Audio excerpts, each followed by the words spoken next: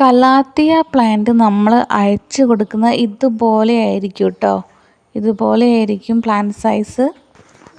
150-75 രൂപ എന്ന ആ ഒരു റേഞ്ചിലായിരിക്കും കേട്ടോ നമ്മൾ കലാത്തിയ പ്ലാന്റ്സ് സെയിൽ ചെയ്യുന്നത്. ഓഫർ പ്രൈസിൽ നമ്മൾ കൊടുക്കുന്നുണ്ട് 19 കലാത്തിയ ഈച്ച് 75 രൂപ വരുന്നത് കേട്ടോ. 19 വെറൈറ്റി കലാത്തിയാണ്.